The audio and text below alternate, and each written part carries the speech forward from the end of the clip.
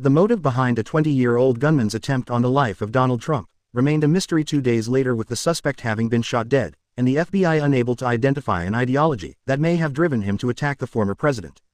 The FBI has taken the lead in an investigation of the shooting at a campaign rally in Pennsylvania that wounded the former president, overshadowing his November 5 election rematch with President Joe Biden. The Secret Service, responsible for protecting presidents and former presidents, went on the defensive on Monday against criticism of its failure to detect the gunman, whose shots wounded Trump in his right ear and killed a spectator. Secret Service personnel on the ground moved quickly during the incident, with our counter-sniper team neutralizing the shooter and our agents implementing protective measures to ensure the safety of former President Donald Trump, Kimberly Cheadle, the Secret Service director, said in a statement. Biden ordered an independent review of how the gunman, who was shot dead by agents moments after opening fire, could have come so close to killing or severely wounding Trump, despite the heavy security provided by the Secret Service at Saturday's event in Butler, Pennsylvania. The early details about the investigation into the gunman, Thomas Matthew Crooks, a nursing home aide, were sketchy. He was a young man working an entry-level job near his hometown of Bethel Park, Pennsylvania. He graduated from high school in 2022 with a reputation as a bright but quiet classmate. His guidance counselor described him as respectful and said he never knew Crooks to be political. The FBI said on Sunday that his social media profile contained no threatening language, nor had they found any history of mental health issues. They said Crooks acted alone and they had yet to identify a motive.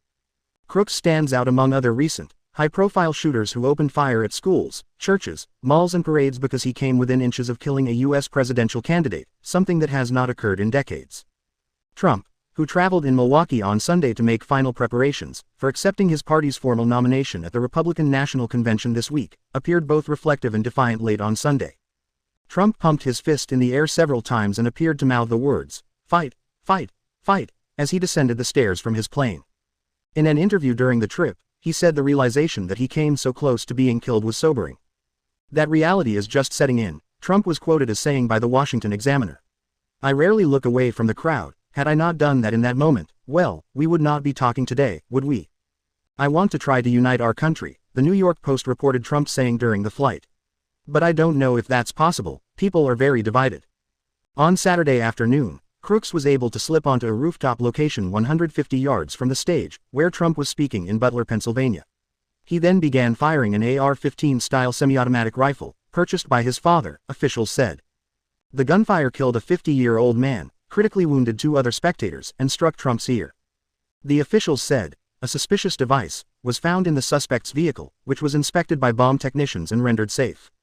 A resident of Bethel Park, about an hour away from where the shooting occurred, Crooks was a registered Republican who would have been eligible to cast his first presidential vote in the November 5 election.